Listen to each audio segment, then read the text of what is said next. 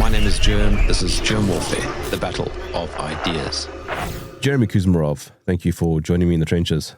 For those who don't know, you're both a professor and editor of Covert Action Magazine. That's correct, yes. I have academic training, and I did a lot of research on U.S. foreign policy and kind of covert realms. And I do teach part-time, and then I work as an editor of Covert Action Magazine, which was founded by CIA whistleblower Philip Agee. And yeah, we publish a lot of articles, on both historical articles and try and track what's going on today, although that's a bit harder because it's a secret agency that doesn't want to reveal what it's up to. You're never a former CIA agent. Do you agree with that? I would agree with that, yeah. You have to be suspicious of anybody who is in the CIA at any time. And you find a lot of ex-CIA. Well, I have an article, and you may want to do another show. I think we did a show once on a related topic of this article that will be coming out as part of a back-to-school special is on CIA agents, teaching how they basically infiltrated American universities. And if you go on the faculty pages, you find, a lot are in the NED. NED is like an offshoot of the CIA that promotes propaganda. Because a lot of people don't know. They think of CIA, they think of like James Bond and these paramilitary operations and the Iran and Guatemala coup, which was certainly one aspect of the CIA. But another aspect was the propaganda arm and how they publish books or subsidize books and subsidize academics and academic journals. In the Cold War, then the Congress of Cultural Freedom, a lot of the professors in major universities had affiliation with these CIA journals, and they promoted, the Cold War narrative that the U.S. government and CIA wanted to advance.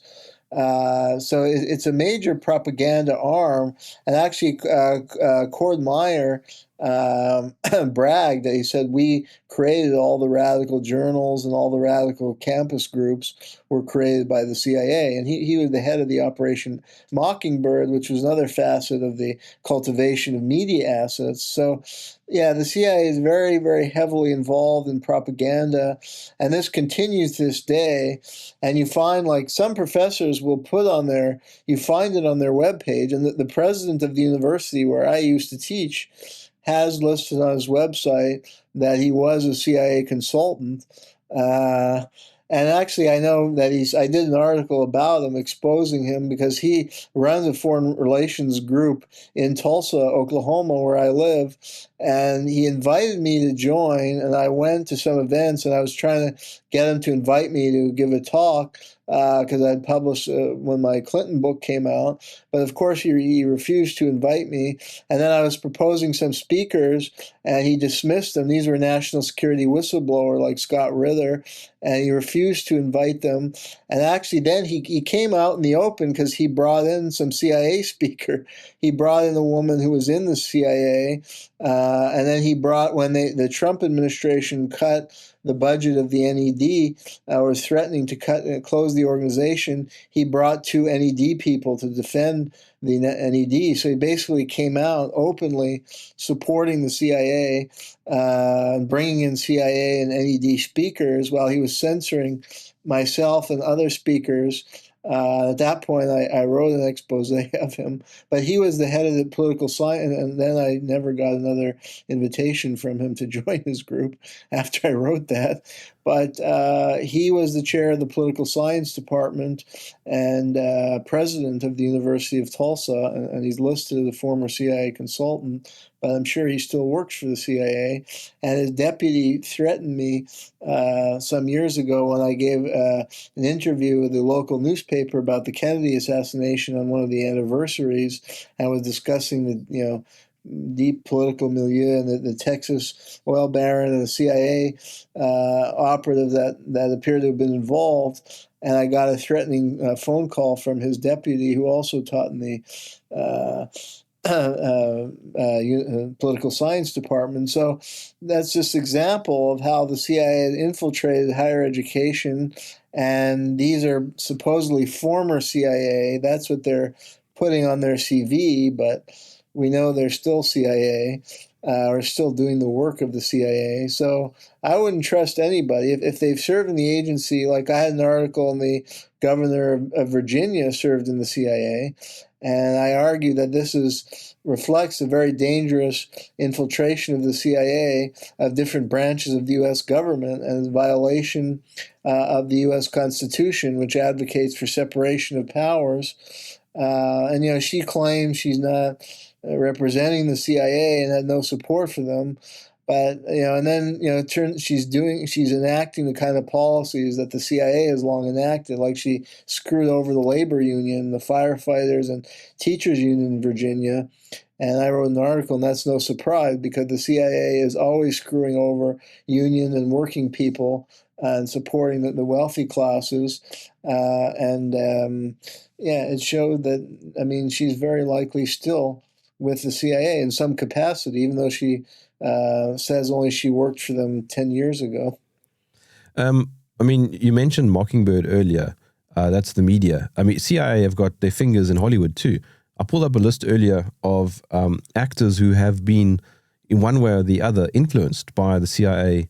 That's Ben Affleck, Claire Danes, Jennifer Garner, Matt Damon, Robert De Niro. Absolutely, because they're very good, and that's what I was saying. They have this whole propaganda branch, and they also, they were involved in writing a lot of novels. Like E. Howard Hunt was a very prominent CIA agent, and he was also a novelist who wrote these spy novels, and he was a very talented novelist. But he wrote these spy novels, to glorify the CIA and spread misinformation about the KGB. So that's just one example. And Hollywood, and they're very effective. It's effective propaganda because people don't realize they're being propagandized. That's the most effective propaganda. Like in the Soviet Union, the public knew they were being propagandized and they just mocked it.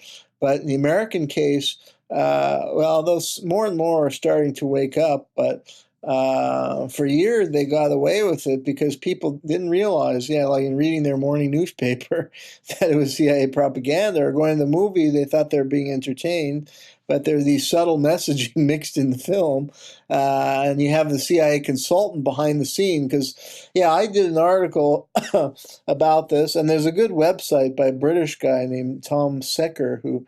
I forget the exact title of his website, but he's got a lot of good information about this. And there were a couple critical films in the 70s about the CIA, because when the CIA was founded in the 40s, when their founder, Wild Bill Donovan, actually understood the importance of Hollywood in shaping public opinion. So he set up a liaison and helped influence various Hollywood films like in the 50s that glorified the CIA. But then you had like the Vietnam War and the Church Committee hearings, and a lot of the public started to look critically at the CIA. And there were a couple Hollywood movies that were critical of the CIA, like by Costas Gavras. So the CIA then sprang into action, and they hired a guy named Chase Brandon to be their Hollywood liaison. And he basically cultivated ties with leading movie directors and became, I guess, a very powerful figure in Hollywood who was able to vet most of the scripts that dealt with military intervention issues or the CIA. And you had all these films that came out in the 80s, 90s, 2000s that glorified the CIA, or TV shows like that Alias, with Jennifer Garner. And then there was the Good Shepherd. Good Shepherd was... What's the other one with Ben Affleck? Is it Argo? Argo, yeah. That was about the Iranian hostage crisis, and it kind of glorified the CIA and hid Zero Dark 30. Mm-hmm. Yeah, and some of the films justified torture and the CIA's interrogation methods. And then there was a film, The Good Shepherd, that did have it kind of, and the CIA very clever with these like limited hangouts where they kind of the film has the appearance of being somewhat critical of the CIA, but really it's criticizing like a very minute aspect, and it's bearing the really dirty stuff that they're doing. And it focused more on the lives of that film, Good Shepherd, like how it affected some of the personal lives of the CIA agents, but it didn't really go into the really dirty stuff they were doing in Guatemala and how it affected the local population and empowered these fascistic type leaders and undermine more progressive ones that were helping to improve the working conditions and how it was serving the corporate interests. So yeah, even the film that seemed to be a little more critical are often very narrow in their criticism as far as a limited hangout. And then you have a lot of film that were just glorify the CIA, like the Argo. And yeah, Ben Affleck, I think it was, he may have admitted, like they gave him a tour of the CIA, and I think it came out that he was directly linked with the CIA, and he was in some of these very pro-CIA movies. Any movie that's got the FBI or the CIA in it is almost always positive towards those two agencies. Mm-hmm. Yeah. Well, Hoover in his day, J. Edgar Hoover was very good at public relations and hiring people in the media and cultivating connection with Hollywood to glorify the FBI agents. And it tends to be true of law enforcement in general. They're often presented as the good guys. There may be a small number of movies that will portray corruption in police forces, but usually they're like the bad apples, and the good guy will root out the corruption and good prevails in the end. Yeah, whenever you see SWAT, it's the good guys. Yeah. So, but yeah, they've been very good at managing public opinion, and it's been effective. I actually did an article, and I was looking recently on this, that was addressing like public opinion. And while most of the public has grown quite cynical about government in general, the data I was looking at showed that the average American, for instance, had a positive view of the CIA and U.S. intelligence agencies, even amidst the Russiagate and all kinds of crazy stuff we've lived through. Like 60% to 70% of Americans said they had a favorable view about the CIA. And I think it's connected in part to these TV portrayals and movie portrayals. And the CIA has worked hard behind the scenes to cultivate that glorified image. Who was John Stockwell? Yeah, now's a good time to look back at some of the CIA, to puncture that narrative that they want people to embrace. Look at the dissidents that came out of the 1970s. The two major ones were Philip Agee, who founded the Covert Action Information Bulletin, which is now Covert Action Magazine. He had worked in South America and wrote a tell-all book inside the company, exposing corrupt and criminal activity in Latin American countries where he had worked. And then John Stockwell, Agee's book Inside the Company came out in 1975. And then Stockwell, he wrote a book called In Search of Enemies that was published in 1978. And he had worked with the CIA in Africa in the 60s and 70s. He was born in Texas and grew up in Texas, but then his dad, I think, was in the Presbyterian Church and was also an engineer and got a job in the Congo with some engineering projects. So as a youth, he spent some years in high school, I think, in the Congo. And then he graduated from the University of Texas and joined the Marine Corps and was recruited into the CIA. And because he had lived in Africa, they sent him to various African stations in Ghana and I believe Ivory Coast and Congo. And he was involved in some, and then he went to Angola. But then he also spent a time in Vietnam, and he witnessed some terrible things in Vietnam, like with the Phoenix program, where they were torturing people. And there was this, I think he reported there was a sadistic Vietnamese army officer who was working with the CIA under Phoenix, who was torturing people at night. He said that he would get drunk and then torture people to death and like hack off their limbs. He was like a psychopath. who would dismember body parts and dump it in the river. And he tried to report this to his superior to get it to stop, and like they didn't care or something. And so he was really sickened by what he saw in Vietnam. And then he went to Angola. He was I think he was the head of the Angolan desk. And the CIA was running this major covert operation, after Angola got its independence from the Portuguese in 1975. And there are various, liberation movements, but the dominant one was the MPLA, was more left-wing, and it was led by Agostinho Neto, who was a poet and had written poetry like critical of Western civilization and European and imperialism. And the CIA, Stockwell said in his memoir that the CIA actually, a lot of the CIA analysts he worked with came to the conclusion that MPLA was the best equipped to lead Angola and their leaders after independence, that they were the best educated, because Nieto, I think, was a medical doctor, and he had been educated in Europe, and a lot of their leaders had advanced degrees from Europe. They were well educated, and they were generally, principled people. And they had a lot of support within Angola, and they had been involved. They were associated with a lot of the ethnic groups that had led the fight against Portuguese colonialism.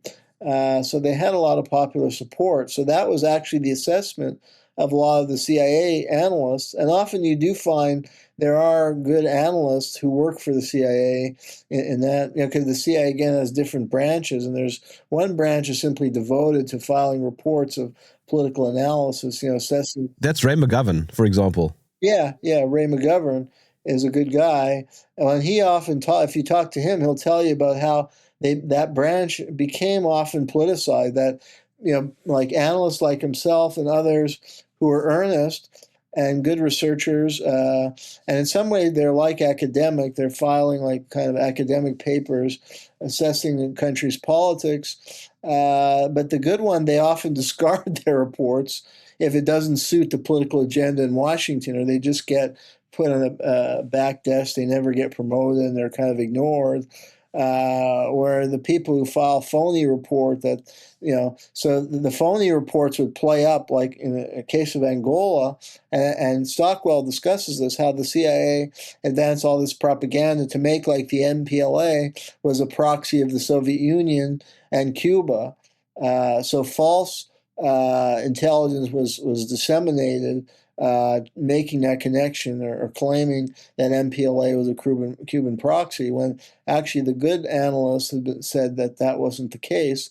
And Stockwell points out that the Soviet Union only came in after the U.S. had heavily intervened in Angola, because the CIA ended up supporting through Mobutu, because Stockwell had worked in the Congo when, and actually he says that, in the Congo, after they gained their independence from Belgium, their first leader was Patrice Lumumba, who was left-leaning and wanted to nationalize, a certain Congolese control over their rich natural resources and minerals and diamond wealth. And obviously, the foreign corporation coveted that, and the United States wanted to take over from the Belgians. A lot of the mining was controlled by the Belgians, but they lost control of their colony, and the Americans saw an opportunity to swoop in and gain control of that wealth.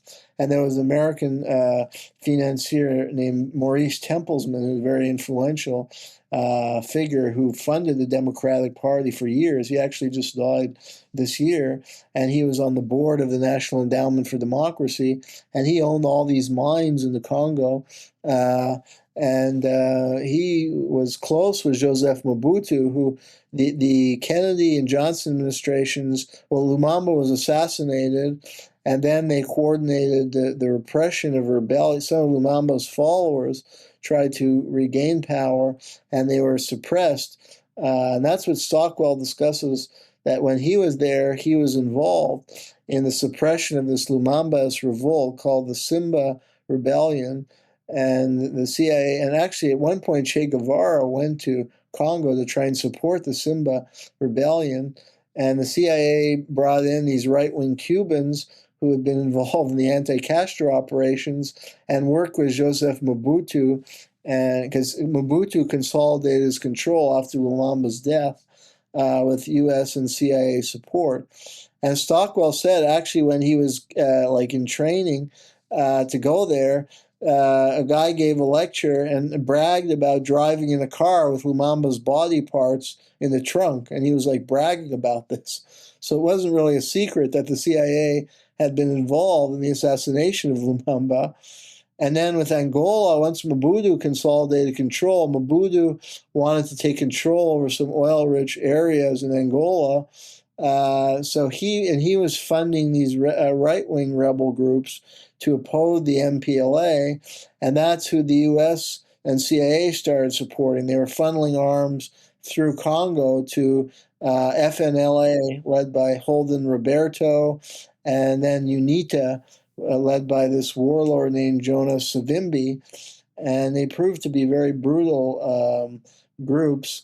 And it was admitted that they didn't have much popular support within Angola, except with a particular tribal group may have supported them, and that's foreign powers have often worked. European. That's kind of the trick of empires, is that they go into developing countries and try and exploit local division, ethnic or tribal divisions. So the CIA was kind of playing that game, supporting particular tribal group that was allied with FNLA and UNITA as a strategy of divide and conquer. But it created an ugly, dirty war, and a terrible human cost for the Angolan people. And Stockwell emphasized that the U.S. and CIA were supporting these very unsavory groups who committed a lot of atrocities. And then they tried to coordinate these mercenaries since it was right after Vietnam, so the U.S. wasn't going to send troops directly to another third world country far away. And Americans wouldn't really have the stomach for fighting another conflict after Vietnam in a faraway place on behalf of some dubious allies. So they set up this mercenary operation. And in Congo, too, he describes how they brought in, and some were South Africans who were mercenaries with kind of an unsavory reputation. They were brought in, this guy Bob Denard, and the other guy, I forget his name, but he was quite famous. He died a few years ago. I remember reading his obituary. The name will come to me. But anyway, they used some of these same guys, and they didn't. And then a lot of the mercenaries went to fight against MPLA, but it wasn't known. It was Stockwell who exposed that the CIA coordinated this, because I think that it was known that there were some mercenaries there, but until he published that, it was not known that the CIA coordinated that as part of their strategy for trying to defeat the MPLA. So, just as a bit of a segue, I don't know if you know this, the CIA was bankrolling the apartheid government. I don't know if you're aware of the Helderberg air disaster that happened in the 80s, which was connected to that Angolan operation. Because South Africa was being sanctioned by most of the world, they're getting weapons and military stuff into the country was very tricky. And South Africa had a good relationship with Taiwan. And so what happened in 1987 was, well, it happened a few times, but this particular time was a disaster. They loaded a Boeing 747. And by the way, Boeing was also investing in the whole Angolan war. And they were using what's called a combi, 747 combi. So they had the passengers in the front of the plane and the cargo at the back of the plane. Now, they no longer do that. And that plane flew from Taiwan to South Africa, but some of the rocket fuel ignited, and the plane went down into the ocean just off Mauritius. And everybody died on board. And the whole thing was a cover-up, and to this day, it's still a cover-up. Yeah, it sounds a lot like, it's like kind of the Iran-Contra. They were using third-party, because it was a dirty business, and it's not something the public would be too keen on supporting, so they're trying to keep secret. So they use proxy, and I think the U.S. government became very skilled at doing this, especially after Vietnam. There was less public appetite for military interventions. So they used the Taiwanese, the Israelis as proxies, or Saudi Arabia. sometimes. So that makes a lot of sense what you're saying. And yeah, there was a good book I read. I'm going to look into that more. That flight. What was the name of the flight? The Helderberg.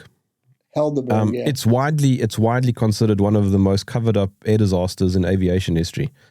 Mm-hmm. Yeah, that'll make a good article for Covert Action. So I'll send you information later. Now, okay. Here's what's interesting. So you were mentioning his book. What is it called? In Search of Enemies. Mm-hmm. And when he started speaking about what was going on within the CIA, the Carter administration sued him.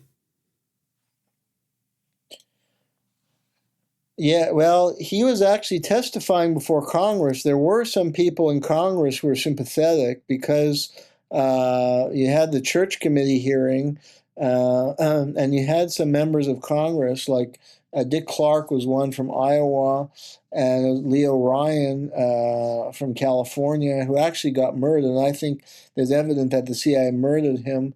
But he sponsored the Ryan Hughes Amendment, which was the most far-reaching legislation ever to kind of rein in the CIA and establish congressional control over it. So I think Stockwell wrote his book at a time when there was a lot of skepticism and desire, including in members of Congress, to rein in the CIA. And so he was brought in, testified before various congressional hearings. Clark did push through an amendment to bar aid to these rebel forces in Angola. Now, that was repealed in the 80s under the Reagan administration, became legal again. But yeah, I think that's when they had to rely more and more on third countries and relied more on the South Africans to do more of the heavy leg work. And South Africa, I think, became more and more involved in the late 70s, early 80s. And yeah, I read a book by William Minter, which is a good book on this topic, called Apartheid's Contras, about the war in Angola. And it referred to UNITA and Savimbi's forces specifically as Apartheid's Contras. But then, yeah, Stockwell was very active. He gave a lot of speeches on college campuses in the 80s. He was part of the off-campus CIA. There was a whole movement to get the CIA off campus, like what I was saying, because you have all these professors and recruiters. There was a lot of student activism against the CIA. And actually, I'll have an article soon for this new school year saying we need to revive the off-campus CIA movement because the CIA is more powerful, has infiltrated campuses more than ever. But yeah, Stockwell was a big figure in that movement. And then he wrote a book in 1992 called The Praetorian Guard, which was a critique of U.S. foreign policy. And he critiqued he knew George H.W. Bush pretty well because he was the CIA director when he was working on this. It was called Operation IA Feature. That was the covert operation in Angola. Stockwell was on the head of the CIA Angola desk, and George H.W. Bush was the CIA director at that time. And then when he wrote his book, Praetorian Guard, Bush was the president, and he was very critical of Bush because Bush tried to, when you had the church hearing and the Clark Amendment barring aid to the Contras and barring the CIA role in Angola, Bush kind of pushed back, tried to reestablish the power of the CIA and the executive branch and curtail the ability of Congress to regulate CIA activity in any way.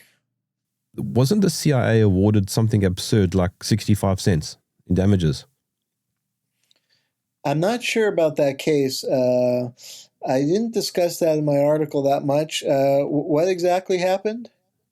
Well, didn't he reach an out-of-court settlement or some sort of settlement, some sort of agreement, and he wasn't allowed to say anything further? Yeah, that seems right. Yeah, I didn't research that much. For the article, I mainly just read his two books, a few other things written about him, and I was familiar with his role in the CIA off-campus movement, but I wasn't as aware of the legal case. Yeah. Now, he died just, 2 months ago? Mm-hmm. He was, almost 90 years old? Mm-hmm. Yeah, see, not much is known because he wrote the book The Praetorian Guard in 1992, and then it's not known. After that, he didn't publish any more books. The CIA off-campus movement died down, so I guess his speaking engagements uh, seem to have died down. If you go on the internet, you can find some YouTube clips of him in the 80s giving lectures. Like he was often invited to give lectures, and he traveled to countries like he traveled in Grenada and Jamaica, country that the CIA had been involved in trying to undermine socialist or left-wing governments. But then after he published his last book. Not much is known about what happened to him. Lou Wolf was the founder of Covert Action Information Bulletin and is still alive. He's 86 and he works with us still. He knew Stockwell and was in periodic touch with him, but then he lost connection with him over the last 10 to 15 years. So I don't know what he had been up to in the last 2-3 decades of it. I think I read that he was found dead in a forest or something. Yeah, his health may have declined in the last 5 years, but he still would have been healthy up to about 2020. But there's no record, no published writings since the mid 90s. So what do you think happened? Do you think that he just lost the desire or he was being watched or what? It could be. Ralph McGahey was also a CIA operative who came out with a scathing memoir, Deadly Deceits, which is worth reading along with Stockwell.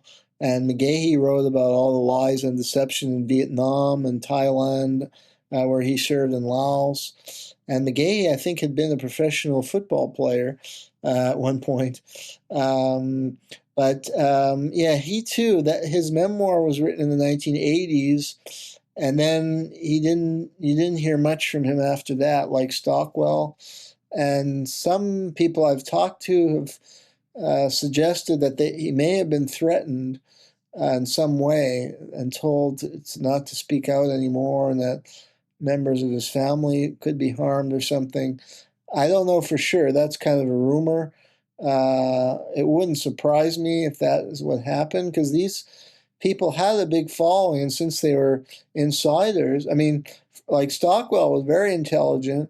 If you read his book, it's very well informed. He's very well informed about U.S. foreign policy. He's a very intelligent man. He's giving very good intimate details. And he's really an all-American type. It's hard to criticize him. And here's a guy who, he was in Vietnam. I mean, he's also a very charismatic speaker, good-looking, like all-American type guy. And McGahey had been a professional football player. So it's hard to, denounce these guys. They have an easy time if it's like an academic. They just say, oh, he's this lefty academic, or he's, it's kind of easy to dismiss him, or middle America is not necessarily going to follow him, so they don't worry about him too much. But when you have an all-American guy who's you can't question his patriotism. I mean, he served in Vietnam, and on the front line of the Cold War, and he comes across very articulately and intelligently, and he's got this sound critique with good, irrefutable evidence and information. He becomes a real threat that there's going to be a big movement and big push to advance the change. Because I think in the 70s, they were, they were members of Congress again who were trying to rein in the CIA and were passing legislation like the Ryan-Hughes Amendment, the Clark Amendment. This was really putting a damper on CIA operations. So they had to fight back against that movement. And in Hollywood, the Hollywood program, I think, was very important, of hiring this Hollywood liaison, Chase Brandon, and pushing all these pro-CIA films to shift public opinion. And then, so getting rid of Stockwell is a major thorn in their side. And Agee, they hunted Agee. Agee did publish a memoir. Besides Inside the Company, he published a book in the 80s called On the Run. And I know now there's a film producer who may be trying to make a movie that's sympathetic to Agee. But the memoir shows how he was hounded by the CIA. He was deprived his passport. He had to live in Europe, and then he was expelled in numbers of European countries, and he was harassed. And it was and the CIA even had a plan to murder him that they didn't carry out, but they were threatening him, and it was hard on his family. He had 2 kids. It was a very difficult upbringing for them, with a father being hunted by the CIA, and they couldn't always have a stable life because he'd be in one country, and then the authority would take his passport and basically deport him from that country. So he moved to another European country, like he moved from Britain to Germany, eventually came back, I think, to the United States. So yeah, I think you have to, if you look at the big picture, I believe there was effort to undermine these guys. And so I don't know exactly what happened with Stockwell and McGahey. It could be they just had to go on with their lives and try and make a living. And these speeches, the money was drying up because the CIA off-campus movement ended, and they couldn't make any money through lectures or books. And so they focused on family life and maybe getting a job in another area, and just didn't maybe related to their job, they didn't want to be speaking out anymore. So that is certainly a possibility. The other possibility is that some threat was conveyed to them. You mentioned the NED a few times earlier. Did you know that China officially kicked out the NED in 2019, calling it the second CIA? Mm-hmm. Yeah, I was familiar with that. I believe Russia kicked them out as well. And yeah, they work in foreign countries like Russia and China. That is often the big focus, to support dissidents in those countries. And like to play up, like they work with now I know NED because I study them. They work with the Uyghur World Congress. Yes, and also Falun Gong. Mm-hmm. Falun Gong and the Tibetans. They work with the Tibetans, and they present a very one-sided view. That's a very complex conflict, but they present this narrative that's just, presents China as the genocide, committing genocide and against the Uyghurs. Occupation. Yeah, I was there, Jeremy. I was there. I was there. I was in Kashgar. And what did you see there? We went to a Uyghur wedding. There were, in that province, there are Uyghur cops. Yeah. And from what I'm not an expert on this topic, but I did doing a bit of research and, having read some books of people who went there, like A.B. Abrams, said similar things to what you said. And then I read there was this like tribunal they held that I think was linked with the intelligence agencies, and they were accusing China of genocide. But actually, the first speaker said that this was not a genocide, that there was an attempt at cultural, like they did refer to as kind of maybe cultural genocide, but that's not the same thing, firstly, as a genocide.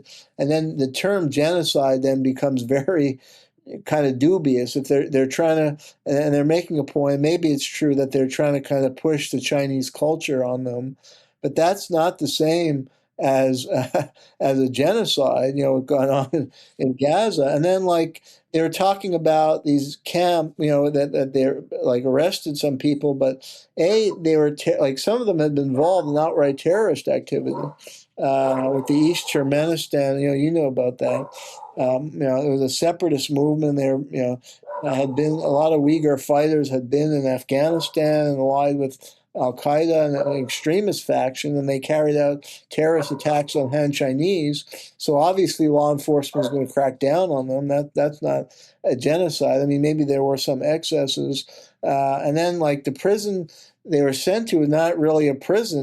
They were given courses to integrate them into Chinese life. So I mean, some may have not they were not there on their own will. But no, but there is also a context there. I mean, if you look into that region historically, we're going off on a tangent here, but if you look into the history of that region, you'll see that there was MI6 and other intelligence operations involved in trying to destabilize the region, and the Chinese government was not going to have any of that. Exactly. And it's the same with Tibet. The CIA has a long pattern of supporting the Tibetan Dalai Lama uprising in Tibet. They even brought them to Colorado to train them in guerrilla warfare to destabilize China. So any country, and these are a vital region, as far as economy and natural resources for China. So they're not going to allow that. And then, there's evidence that China has done a lot of constructive programs to improve the economy in these regions. And in the Tibetan case, from my understanding, the Dalai Lama, it was kind of more a feudal structure, and there was a very oppressive aspect of the Dalai Lama. So you don't hear that side of the Free Tibet movement, which is probably an NED, CIA front type operation. That's the kind of thing they do to co-opt left-wing movements and support these dissidents. Didn't Reagan effectively say that the NED was a variation of the CIA after the whole church committee thing? Yeah, I don't know if it wasn't Reagan, but James Weinstein, who was one of the creators of the NED, said that. Yeah, he openly said that. He said NED is doing now what the CIA used to do. Because what happened, the CIA was supporting all these journals, and similar to what we're describing, they would support dissidents or like exile, like Russian exile intellectuals, and help finance a journal that promoted this very anti-Soviet and negative view of the Soviet government. But then a lot of that got exposed because, and they were funding the Asia Foundation, which funded educational programs and books and journals, like in Asia, to promote the American foreign policy agenda. And it was uncovered that the CIA was, because these foundations didn't advertise that they were funded by the CIA. They wanted to present themselves as independent, do-gooder humanitarian organizations that were sponsoring education and cultural exchanges and things like that. But when it came to light that they were funded by the CIA, even people who worked there didn't want to work there anymore because they didn't want to be associated. A lot of their employees didn't want to be associated with the CIA. They wanted to work for an NGO and do some good work. But when it was uncovered that it was CIA funding, a lot of their employees quit. It brought them bad, press. People didn't want to associate them. They saw it as part of a nefarious underlying agenda. So that's when they shifted. There was all that negative publicity. The CIA had to cut back on its funding for Asia Foundation. So another, like Congress of Cultural Freedom was a big program of sponsoring academic and intellectual journals in Europe to promote anti-communism and funding all these professors who were U.S. campuses. So that's when they shifted to creating the NED to basically pick up what the CIA had been doing in the Cold War. And they do the same thing. Yeah, they fund dissident groups in China and Russia. They have a journal, and a lot of the professors, they get top jobs in U.S. universities where editors or contribute to that journal. Did you know that in 2025, Trump froze funding to the NED? Yes, I know about that. Yeah, because as I was saying, this NED CIA professor then hosted a forum and brought all these NED people to try and justify the NED and get the public to push back against what Trump was doing. And Trump, I think there was a lawsuit, and then Trump backtracked pretty quickly. So I don't know how serious he was about actually cutting it. And maybe he didn't realize what it was and how instrumental it was to various foreign policy, including Iran. I mean, Trump, the NED played a key role in the Iranian uprising because they were supporting dissident groups in Iran and promoting demonization of the Iranian government. And they were supporting intellectuals who denounced the Iranian government. And it was designed to condition the public to support, amped up U.S. involvement in Iran for regime change. So maybe somebody spoke to Trump and said, hey, we need this for the regime change in Iran and other foreign policies. So so he backtracked pretty quickly.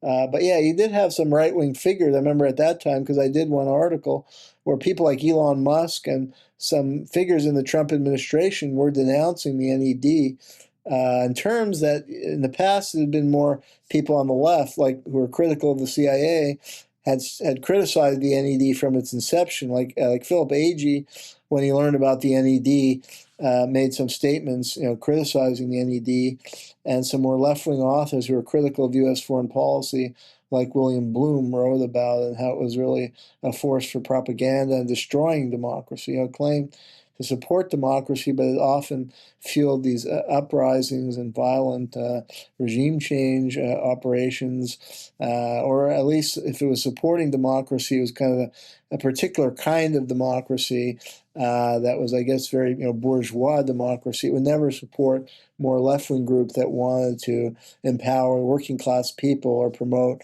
wealth redistribution or national industry. It would never support those kind of groups. So Stockwell basically described the NED as the CIA with a clean shirt. Mm-hmm. Yeah, that makes sense. Yeah. See, he already knew about it. And the time he was writing the Praetorian Guard, he wrote a lot about propaganda. And In Search of Enemies, he discussed how they tried to spread stories like that the Cubans were committing atrocities once Cuba got involved, because Castro sent some of his soldiers to back the MPLA. And then Stockwell said that they promoted this propaganda that Cubans had committed atrocities. But then he said this Washington Post reporter, who later won a Pulitzer Prize, found that was not the case, that the Cubans had been well behaved, that they loved Angola, and that most of the atrocities were committed by these mercenaries who committed, and a lot of them were real racists. Like, they were openly racist. Some were Vietnam veterans who had been hardened by their time in Vietnam, and they're just like, there is an element of humanity, unfortunately, that enjoys killing and looks for war, or racists. But actually, Stockwell found a lot of the CIA people identified, they had respect for apartheid South Africa, because the CIA had a long history of working with the South African intelligence services, because South Africa was such an important country strategically, and they culturally identify with the white South Africans, I guess in a way that some CIA identify with Israelis, because they're white in the Middle East and more like Americans, or Western oriented. So there's that too. I'm just going back to Stockwell's death. The guy was almost 90 years old and he was found in the woods. And I saw now the New York Times, is it the New York Times? Yes, the New York Times ran an article saying that he was contemplating suicide. I mean, come on, do you really believe that? I don't know what happened with him. He could have been at that age suffering from senility or dementia, but I don't know. Maybe there is something more sinister. I don't know. It does seem unlikely. I mean, well, after all those years, because the strange thing is he hadn't really been heard from the public for at least 25 to 30 years. So I don't know why he would consider suicide then, unless he was in very poor health. But it is kind of mysterious why he just dropped off the radar after his book Praetorian Guard, and what he was doing, what kind of employment he pursued at that time. I really don't know, and what kind of life he led. Is there a lesson that we can learn here? Like, maybe, don't work for the CIA. Well, that's true. I had Colonel Ann Wright was a friend of mine. She worked in the State Department for 27 years, and I was teaching at the University of Tulsa, and she was from Arkansas and was visiting. And I was in touch with her, so I said, "Oh, come speak to my class." So she came, and she said, she asked the students how many are thinking of a career with the State Department or the Foreign Service, and a couple raised their hand, and she said, "Well, it's a good career, but you'll sell your soul to the devil." And then she explained some of the things that she was doing, and eventually she resigned in protest of the Iraq War, and now she's more of a peace activist. So, yeah, unfortunately, I mean, and that's what Stockwell said. I mean, you can understand why somebody would want to join the CIA. Like he was like, at first it was really exciting, you know, I was kind of in these adventures, and you know, they live well, like they're, you know, the slow saying, live like colonials, you know, they're put up in nice homes. They have these nice parties at the embassy. There's local, you know, girls.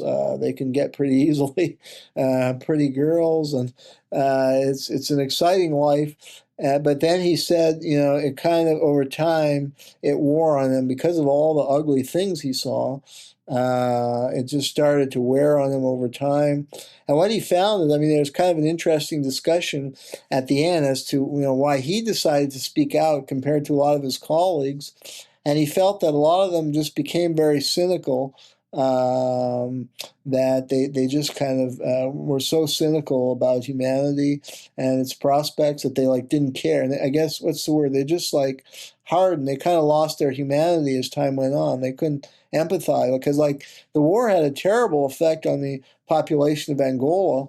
And I experienced this in 2007. I visited Zambia and traveled around the country, and including I was near the Angolan border in some towns, and I met a number of Angolan war veterans, and one or two of them were disabled, others, and I got to talk to them, and they, you know, they were very humble, living in very humble circumstances, very nice people, but they were describing how hard their life had been, and it took them a long time just to settle in another country, Zambia, and to be able to make a living. Was very, very difficult for them, and they had lost a lot of family members in the war, and there are a lot of horror stories and trauma from that kind of war.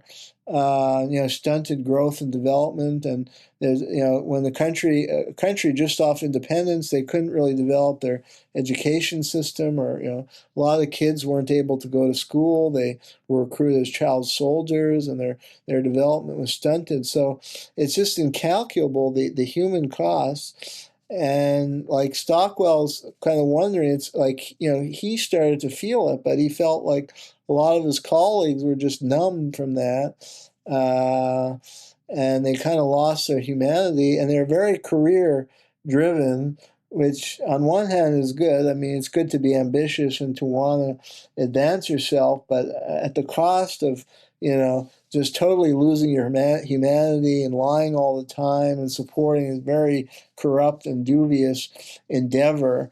It's not good at all. But that's what he saw. They're so career driven that a lot of them who knew it was wrong just didn't want to speak out because it would detract in their careers. So you find a lot of that because, you know, I've interacted with a lot of CIA or State Department or military people, and nowadays very few feel positive at all about stuff they're doing. But they're often reluctant to resign or speak out publicly. You know, they might, in a private conversation, say how bad things are and how unhappy or corrupt things are, but they're often reluctant to say so publicly just because for career reasons, or often, unfortunately, with this kind of economy, they feel that their life will be destroyed. You know, if they have kids and stuff, they'll have no way to support their kids, so they stick it out. But they end up being kind of tortured souls because they know they've been part of something dubious and they don't feel good about it. But then there's the people at the top usually just have no conscience. That's why in photos you often see them smiling. It's all a game for them, how much money they can make and how much power they can accrue, and they have no regard for other humans. But they're like sociopathic people, and those are the ones who seem to be always in the top positions. Yeah, I mean, Hoover, wasn't he the head of the FBI for like 50 years? Yeah, and he was a true sociopath. That evident, I in my research found that he clearly coordinated the assassination of Martin Luther King Jr., and he was just a horrible human being and power mad guy, and that's often what you find. Yeah, because who else could do those kind of things? I mean, you or I mean, we both, you know, want to, you know, do well in our lives and careers, but we're not the type who are going to start planning murders.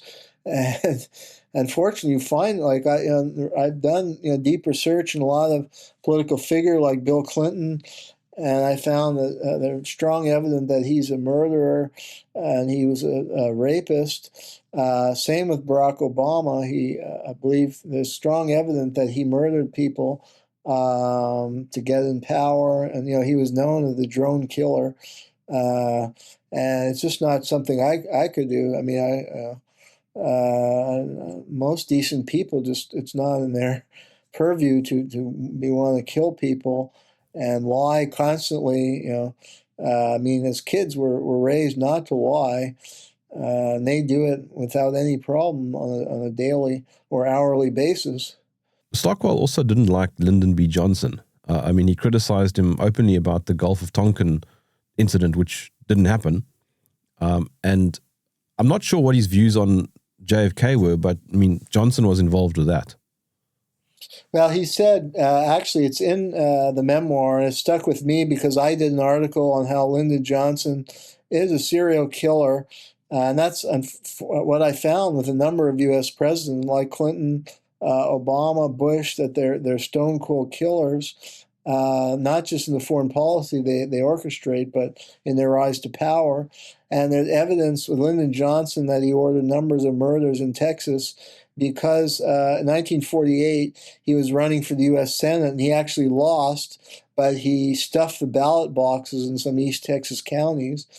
And there was a sheriff who knew about this and reported to the governor, who was the sheriff of the town in East County. And then he turned up dead in the jail cell.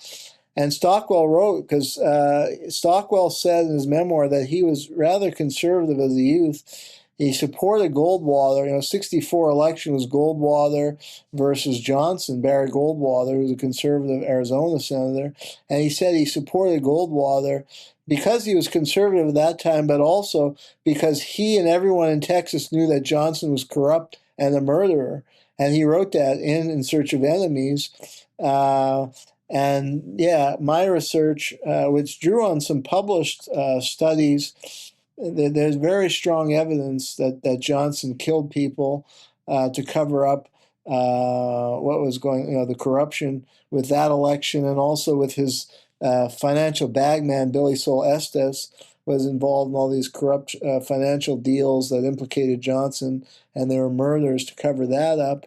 And actually, the governor of Texas in the 50s accused Johnson of being a murderer in the murder of the sheriff, Sam Smithwick. So, yeah, Stockwell said everybody in Texas knew, and that was known in Texas, that Johnson was a bad man, corrupt. The Kennedy has a chapter on that. Yeah, you feel in Praetorian Guard. I don't think it's in Search of Enemies. It's in his second book, which is a good book, The Praetorian Guard. He's got a chapter, and he believes this, and he has goes over some of the evidence to indicate CIA involvement in the Kennedy assassination. Ray McGovern said that on my show also. What's that? Ray McGovern also said that on my podcast that CIA were directly involved with JFK's assassination. Mm-hmm. Yeah, there are a lot of insiders have said that. E. Howard Hunt said that on his deathbed, and he was clearly involved. E. Howard Hunt also said that Lyndon Johnson was a key figure in the plot against JFK, and there's a lot of evidence of that. And then Stockwell also in Praetorian Guard had a whole chapter on the CIA and the drug trade, and he had insider knowledge about that, how they used the drug trade to finance some of their off-the-books covert operations. And yeah, in Search of Enemies, he discussed the 40 committee. A lot of the plans were laid out by this secret committee that was headed by Henry Kissinger. But he was disgusted. He attended a couple meetings with Kissinger, and I think he saw Kissinger was so power hungry that even the seating arrangement, at one meeting, Kissinger was upset at the seating arrangement. He wasn't the head of the table, so he was behaving like a baby. He wouldn't participate in the whole meeting because he felt slighted over the seating arrangement, and he was behaving like a baby. And Stockwell was like, these are the men who are making the decisions that are costing people's lives.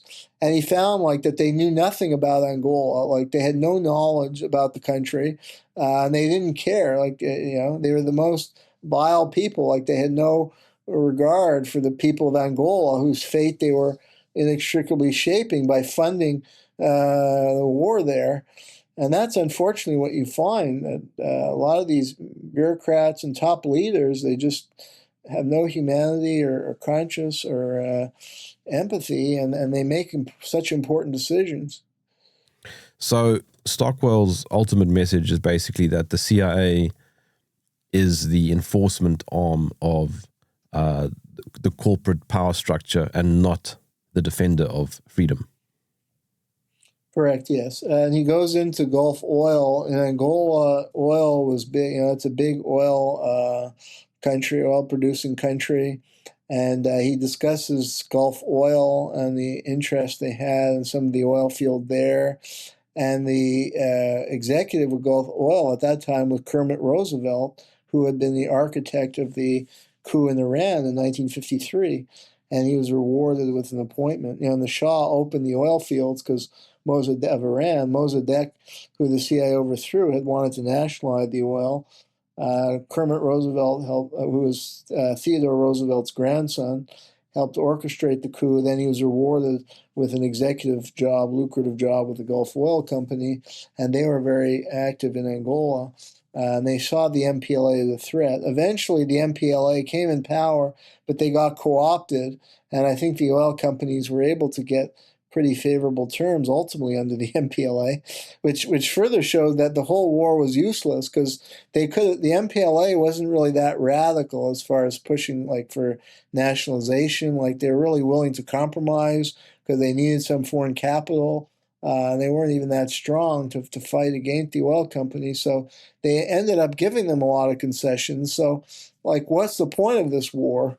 In hindsight, it's just, again, many lives were ruined for a war that was totally avoidable. Okay, Jeremy, how can I follow your work? You can go on my website, jeremykuzmarov.com, and that has my books. And I have a new book. I have 8 books now. A new one coming out on political assassinations. Maybe we can do another show on that. Definitely. So jeremykuzmarov.com, and my Substack's Too Hot for the Mainstream, and Covert Action Magazine. You can find me there. I usually write 1 article or 2 per week. As always, Jeremy Kuzmarov, thank you for joining me in the trenches. Thank you. Always a pleasure.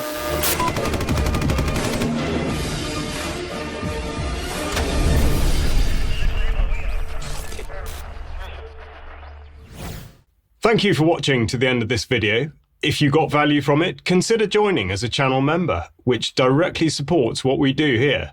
The link is right below. And if you're hungry for more, here are 2 more videos for you, and we'll see you in the next one.